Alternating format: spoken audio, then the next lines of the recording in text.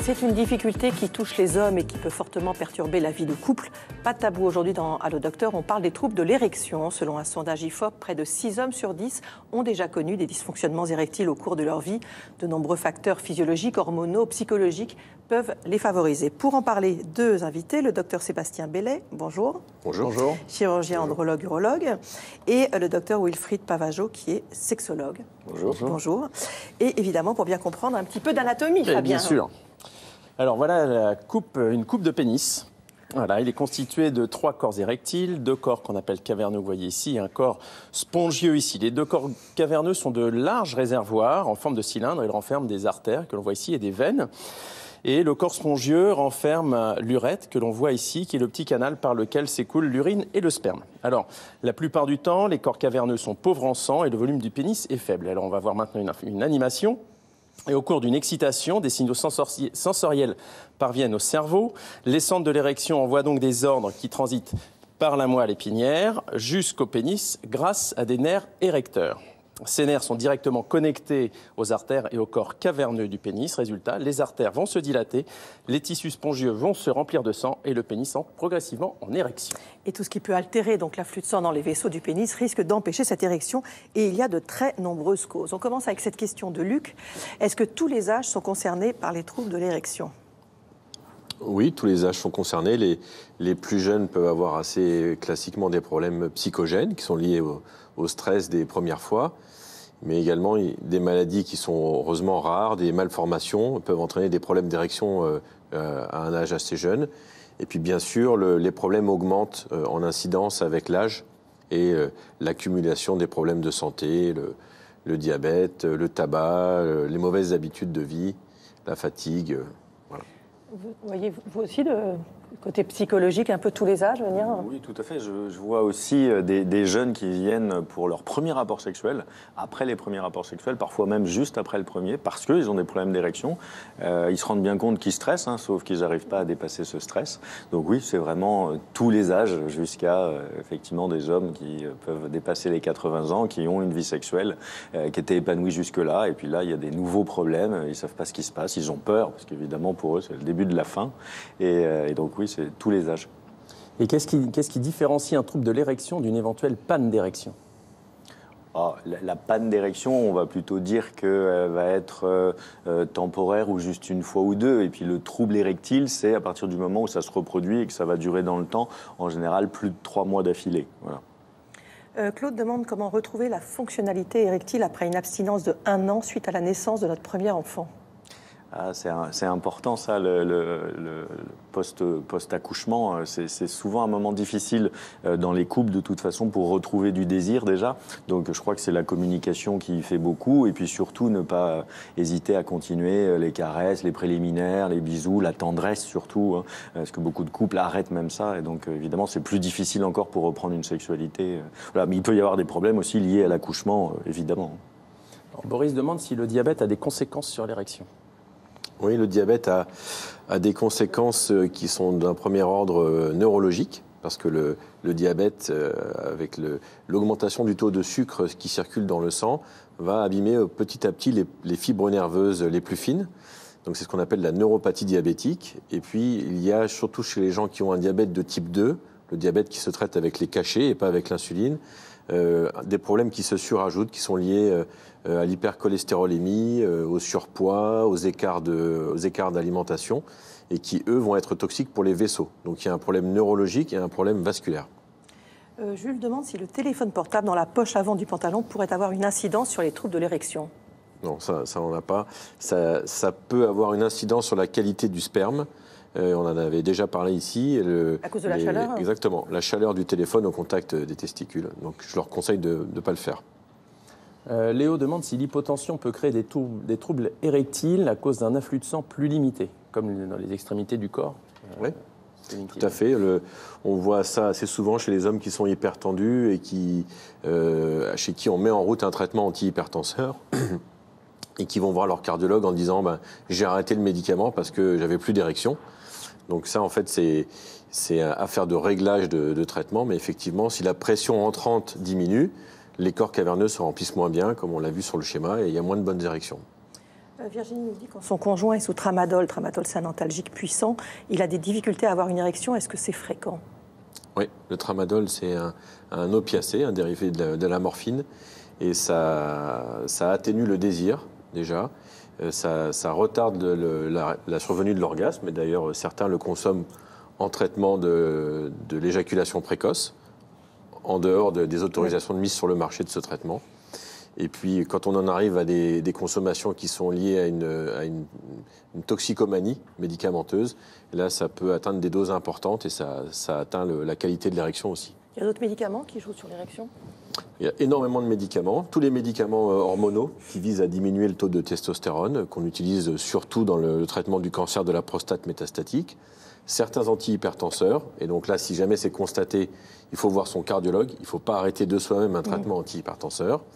Et notamment des médicaments que l'on soupçonne peu, comme des diurétiques, et la plupart des médicaments qui sont psychotropes, donc les antidépresseurs, les anxiolytiques, ont un effet sur la qualité de l'érection. Alors, j'ai lu que les hémorroïdes peuvent entraîner des problèmes érectiles. Est-ce vrai? Et si oui, pourquoi? C'est une question de Nicolas. Non, les hémorroïdes, en fait, sont un signe parmi d'autres de ce qu'on appelle l'insuffisance veineuse, qui fait qu'on a les veines qui gonflent pour les hémorroïdes au niveau du rectum, mais ça peut être dans les mollets, au niveau des testicules chez les hommes jeunes qui ont ce qu'on appelle une varicocèle. Donc tout ça, c'est des problèmes veineux. Et la qualité de l'érection, c'est un problème surtout artériel, quand on parle de la partie vasculaire des problèmes. Comme on l'a dit tout à l'heure, ça peut être d'autres problèmes, mais c'est surtout artériel et pas veineux. Olivier demande si la masturbation permet de réduire les troubles de l'érection. Non, enfin pas scientifiquement, c'est pas prouvé. Oui, voilà, ça rassure. C'est important quand même quand un homme vient nous voir en consultation de savoir si ça fonctionne pendant la masturbation ou si ça fonctionne plus. Si effectivement il a des problèmes érectiles lors de la masturbation, il y a peut-être d'autres questions, mais ça peut toujours être autant psychogène pour autant. C'est-à-dire qu'à un moment donné, quand on sait qu'on a un problème d'érection et que la masturbation est pas très érotisée, qu'on n'en voit pas l'intérêt, ça peut baisser aussi. On est tellement stressé qu'on arrive à avoir une masturbation qui fonctionne plus non plus. Donc c'est pas un signe et c'est pas lié. Les hommes viennent plutôt vous voir tout seuls ou en couple? J'ai vraiment les deux. Mais bon, majoritairement, j'ai quand même déjà plus d'hommes qui viennent me voir parce que je suis dans le cabinet de Sébastien où avec plein d'urologues, on voit beaucoup de problèmes urinaires. Mais effectivement, il y a des problèmes d'érection où c'est le couple qui vient pour poser la question. Qu'est-ce que le priapisme et quelle prise en charge? Alors, le priapisme, c'est une érection qui est prolongée et on définit le caractère pathologique quand ça excède 6 heures. Et donc, qu'est-ce que c'est? C'est une érection qui fait mal, qui ne retombe pas spontanément. Et c'est lié soit à des médicaments, soit à l'usage de drogue, notamment le cannabis, soit encore, ça peut être lié à des problèmes de santé, qui sont des problèmes de qualité du sang, ce qu'on appelle la drépanocytose, qui est une maladie qui atteint beaucoup d'hommes en Afrique et aux Antilles, qui rend le sang épais, ou encore d'autres problèmes, notamment après un traumatisme direct, un choc. On peut avoir une communication qui vient se faire entre les artères que l'on a vues tout à l'heure sur le schéma et le tissu environnant. Et donc quand c'est une communication à plein canal, ça crée une érection permanente. Et c'est quoi le risque en dehors de la douleur? Alors le risque, c'est quand c'est un priapisme ischémique, c'est-à-dire quand c'est un priapisme qui fait que le sang reste bloqué dans la verge sans ressortir, il y a une perte de qualité de sang dans la verge, donc le sang perd sa concentration en oxygène, et donc c'est un peu comme une crampe, si vous voulez, comme ce qu'on sent dans les muscles quand on a une crampe. Et donc il y a de l'acidose lactique qui s'accumule, et ça peut définitivement détruire les tissus de l'érection, donc ça peut être une très bonne érection qui sera la dernière. Et donc la prise en charge? La prise en charge, c'est la consultation en urgence dans le premier hôpital à proximité pour qu'on puisse faire la part des choses entre priapisme d'origine artérielle, non ischémique. Et alors là, on a tout le temps de s'en occuper, il n'y a pas d'urgence. C'est juste du sang qui arrive trop fort dans la verge. Et le priapisme ischémique, où là, c'est du sang veineux qui est bloqué dans la verge, la perte de concentration en oxygène et le risque de fibrose. Et donc, quand c'est le cas, la prise en charge, c'est une ponction aux urgences avec une aiguille et une seringue adaptée. On aspire le sang qui est dans la verge pour le faire sortir. Et ensuite, on donne des médicaments qui vont essayer de fermer les afférences artérielles pour ne pas entretenir ce priapisme. Et en dernier recours, c'est la chirurgie, mais là, ça se complique vraiment quand on y a recours. On nous demande en quoi consiste le traitement par onde de choc. On regarde ça en image? Oui, puisque si des médicaments ne suffisent plus aux patients pour retrouver des érections satisfaisantes, on peut proposer dans certains cas le recours aux ondes de choc. L'idée est de régénérer les vaisseaux sanguins de la verge pour améliorer l'érection. Nous avons rencontré un patient dont la vie sexuelle s'est améliorée depuis qu'il bénéficie de ce traitement. Mélanie Morin et Marc Lavastrou ont recueilli son témoignage et nous rappellent que ce reportage a été réalisé avant la crise sanitaire. Alors, racontez-moi comment ça se passe actuellement avec votre partenaire actuel. Alors, curieusement, c'est vrai que le sexe devient un point fort dans notre relation. À 59 ans, Patrick semble retrouver une sexualité satisfaisante après des années marquées par des troubles de l'érection. On a parfois des moments un peu compliqués. Il y a un début d'érection, mais c'est pas évident. Le fait que ce soit pas évident, psychologiquement, c'est un peu inconfortable, donc ça ne facilite pas les choses, donc ça amène un stress. Ça peut aussi se manifester pendant le rapport, donc pendant la pénétration, on peut avoir un manque de sensation, par exemple. Donc ça déconcentre, on perd le fil. J'ai repris clairement confiance parce que le fait de parler ouvertement du sexe, tant du point de vue technique que psychologique, c'est fondamental, quoi. Outre ces échanges avec le médecin qui lui ont permis de prendre du recul sur ses difficultés, Patrick bénéficie surtout d'un traitement à base d'ondes de choc. Pour en expliquer le mode d'action, le spécialiste utilise un modèle anatomique. Cet appareil va délivrer des ondes de choc avec une focale. C'est-à-dire qu'il y a un pas de tir de quelques centimètres carrés. Donc, au niveau des corps érectiles, il faut les traiter en totalité. On va délivrer un total de 1500 coups à chaque séance. Ça va stimuler les cellules souches qui vont remplacer les cellules vieillissantes qui ne fonctionnent plus au niveau des corps caverneux. Ces nouvelles cellules favorisent aussi la création de nouveaux vaisseaux sanguins pour permettre au sang de mieux circuler dans les corps caverneux, facilitant ainsi l'érection. Pour optimiser l'effet des ondes de choc, le patient doit se stimuler ou avoir des rapports réguliers. Les érections, c'est un facteur qui va apporter de l'oxygène et il ne faut pas oublier l'aspect psychologique, psychogène, c'est que l'apparition des érections faciles, que ce soit le matin, au réveil ou dans la journée, c'est un facteur de déclic au niveau de la confiance en soi. Donc depuis que je fais des ondes de choc, ça me permet d'avoir plus de sensations, ça facilite l'érection. Parce que justement, si votre gland est plus sensible, vous avez une réaction. C'est assez excitant parce que ça donne du plaisir. Et puis effectivement, mes érections se passaient mieux comme ça. Pour augmenter leurs chances d'obtenir de meilleures érections grâce aux ondes de choc, les patients comme Patrick doivent en plus adopter un mode de vie sain.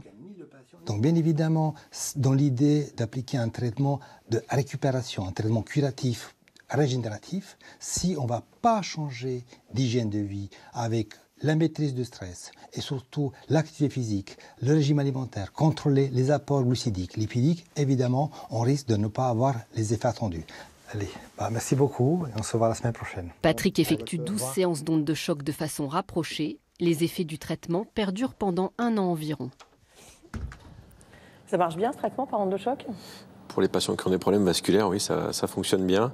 Mais il faut vraiment choisir bien sélectionner les patients, c'est-à-dire un problème vasculaire naissant. C'est-à-dire quand les gens qui ont ce qu'on appelle les patients vasculaires en médecine, c'est les gens qui ont les artères bouchées, à qui on a dû faire des pontages, là ça ne fonctionne plus. Les hommes qui ont une dysfonction endothéliale, c'est-à-dire la paroi des vaisseaux commence à perdre de sa souplesse à cause du tabac, notamment, c'est vraiment le facteur principal. Ces traitements-là peuvent améliorer les choses, mais comme le disait le docteur dans le commentaire, il faut absolument faire attention, conjointement au traitement, à contrôler les facteurs de risque et notamment arrêter de fumer, l'hygiène de vie. Alors Alain nous dit, depuis qu'il a eu la maladie de l'apéronie, vous nous rappellerez ce que c'est, il n'a plus aucune, mais il précise bien aucune érection, Viagra, Cialis, Pedra, rien de rien. Alors la maladie de l'apéronie, c'est un épaississement de l'enveloppe des corps caverneux qui fait perdre la souplesse de la verge à un endroit précis, un endroit focalisé. Et cette perte de souplesse à un endroit fait qu'au moment de l'érection, il y a une courbure qui se développe. Et donc, c'est une maladie qui est essentiellement, c'est la constitution d'une cicatrice. Hein. Ce n'est pas une maladie qui va évoluer vers autre chose. Donc, ce n'est pas gravissime en soi, mais ça peut entraîner des courbures de verge qui peuvent empêcher toute activité sexuelle. Et quand la forme est sévère, l'atteinte du tissu caverneux fait qu'il n'y a plus d'érection. Et donc là, c'est la situation de votre téléspectateur. C'est une situation qui est grave et qui est malheureusement pas rare. Il y a des traitements qui fonctionnent malgré tout ça. Donc là, il a cité les médicaments que l'on peut prendre en comprimé. On peut également envisager de faire des injections dans la verge, des injections intracaverneuses. Et puis quand c'est une maladie de la péronie qui crée une grosse déformation en plus du problème d'érection, peut-être que l'option d'un implant pénien devient la meilleure option. Alors, on va répondre à tout ça. D'abord, donc, il y a une question d'Armand qui nous demande si ces injections intracaverneuses sont très douloureuses. Ils disent quoi les patients? Non, c'est justement fait à un endroit où ça ne l'est pas. C'est-à-dire que normalement, il y a même un stylo injecteur, c'est très pratique. Alors, il faut apprendre la technique. Donc, en général, l'urologue ou le sexologue va montrer comment on fait la première fois et ensuite, le patient se le fait tout seul et il maîtrise le geste. Mais heureusement, non, ça n'est pas douloureux. Et vous évoquiez l'implant pénien. On va voir des images d'implant pénien hydraulique que vous allez nous commenter tout de suite, si on peut les avoir. Voilà. Alors. Donc ça, c'est une anesthésie locale qui est pratiquée en début d'intervention. Et donc là, ce sont les cylindres que l'on place dans les corps caverneux. Donc le patient est sous anesthésie générale. On fait une courte ouverture au niveau de la peau des bourses, et qui permet d'atteindre les corps caverneux au niveau de leur face inférieure. Et par cette petite ouverture, on met en place un cylindre dans chacun des corps caverneux, un réservoir qui est placé dans l'abdomen, derrière la paroi musculaire, donc qui ne se voit pas. Et, voilà, on a ici les images. Et une pompe de commande. Donc ça, là, on voit donc là le réservoir qui est en vert, les deux cylindres qui sont dans la verge, et le troisième compartiment qui est la pompe, qui est placée sous la peau. Donc rien de tout ça ne se voit bien sûr quand le patient est nu. Et donc pour obtenir une érection, là cette fois-ci les corps caverneux ne se remplissent plus de sang, mais ils se remplissent du liquide qui était contenu dans le réservoir, avec un effet à peu près identique, à la différence près qu'il n'y a pas d'érection du gland. Donc ça c'est la situation qui amène à la pose de ce type d'implant, c'est une dysfonction érectile sévère, résistante aux traitements médicamenteux, oraux ou injectables. Alors Pierre, qui a 79 ans, on nous demande comment s'explique la baisse en fréquence et en qualité des érections avec l'âge. C'est le vieillissement des tissus. En fait, c'est des tissus qui ont besoin d'être souples pour pouvoir procurer une bonne érection. Il faut une verge très souple au repos pour avoir une bonne érection. Et donc ça se rééduque. On a vu tout à l'heure les ondes de choc, mais ça peut aussi se rééduquer avec des exercices de traction sur la verge et qui permettent de regagner de la souplesse. Et donc cette dégradation progressive de la qualité des érections n'est pas inéluctable. Je prends du tadalafil depuis plus de 5 ans. Maintenant, le dosage de 20 mg ne fait plus effet. Est-ce qu'on peut doubler la dose sans risque? C'est quoi ce médicament? Alors, ce médicament, donc, le tadalafil, c'est le nom générique d'un médicament qui est un des plus vendus des médicaments pour les problèmes d'érection. Et donc le concept, c'est que celui-là, comme tous les autres, ce sont des médicaments qui ouvrent les artères, les deux petites artères qu'on a vues chacune au centre des corps caverneux. Donc ça augmente le flux entrant. Mais si le tissu s'est abîmé, le tissu caverneux qui est autour s'abîme avec le temps, et donc c'est pas du tout en rapport avec les médicaments, c'est des médicaments qui ne créent pas de problème de ce côté-là, mais au fur et à mesure, on aura peut-être besoin de plus en plus de doses. Donc d'où la nécessité de contrôler les facteurs de risque, d'avoir un mode de vie sain, et bon, normalement, le tadalafil, ce qui est recommandé, c'est 20 mg. C'est la prise d'un comprimé à la demande. Bon, normalement, il n'est pas recommandé d'en prendre plus, mais on peut en prendre plus sans trop de risques. Pas sans accord médical. Voilà, il vaut mieux en parler à son médecin auparavant. Le risque principal, c'est d'avoir des maux de tête, c'est tout. En fait, les vasodilatateurs peuvent créer des céphalées. Voilà, c'est à peu près tout. Alors Sylvain ressent des orgasmes très faibles depuis qu'il fait des injections dans la verge. Est-ce que c'est normal ? Alors, les injections dans la verge, on l'a dit tout à l'heure, ça fonctionne bien. Ça fonctionne même parfois un petit peu trop, c'est que ça donne des érections très rigides qui atténuent la sensibilité du gland. Et donc ça donne des orgasmes parfois retardés ou un peu émoussés par manque de sensibilité. Donc ce que je lui conseillerais, c'est de diminuer un tout petit peu la dose. Parfois, une goutte de moins, ça va donner une érection un tout petit peu moins forte et ça va redonner de la sensibilité. On nous demande si l'ablation de la prostate peut rendre impuissant et est-ce définitif. Avant que vous ne répondiez, est-ce que parfois vous voyez des patients avant même, par exemple, une chirurgie de la prostate pour expliquer au couple comment ça va se passer après? C'est assez rare, malheureusement. Effectivement, les bons urologues qui font de la chirurgie souvent recommandent d'aller voir un sexologue, mais bon, les patients n'y vont pas. Tous les chirurgiens ne le font pas non plus. Ce serait bien parce qu'effectivement, on peut annoncer des choses et on peut aussi dire qu'il y a des choses à faire derrière et commencer un suivi parce que parfois derrière, ça peut être un peu compliqué. Et comment on trouve un sexologue spécialisé dans les problèmes urologiques? Il y en a beaucoup? Non, il n'y en a pas beaucoup, mais normalement, notre formation, évidemment, comme sexologue et comme médecin sexologue, surtout, permet de traiter ce genre de problème. Donc, il y a l'association interuniversitaire de sexologie qui recommande beaucoup de médecins sexologues, ce qui est déjà un premier pas. Donc, effectivement, cette question, est-ce que ça peut rendre définitivement impuissant? Oui. Alors, la chirurgie de la prostate, ça peut être différentes choses, mais la chirurgie du cancer de la prostate, c'est une chirurgie qui peut potentiellement abîmer les nerfs de l'érection. Les autres chirurgies de la prostate, les chirurgies qui sont pratiquées pour les hommes qui ont un adénome de prostate, une grosse prostate qui gêne pour uriner, de ce côté-là, il n'y a pas de risque, en tout cas en théorie. Et quand vous dites que ça peut, pour un cancer de la prostate, c'est fréquent c'est ou pas pas systématique. Alors, ça dépend un peu de la façon dont la chirurgie est faite. Au-delà du débat de la technique, la chirurgie ouverte versus la célioscopie versus le robot, ce qui dépend surtout, c'est de ce qui est possible de faire pour le patient en question. Est-ce que son cancer se trouve près des nerfs?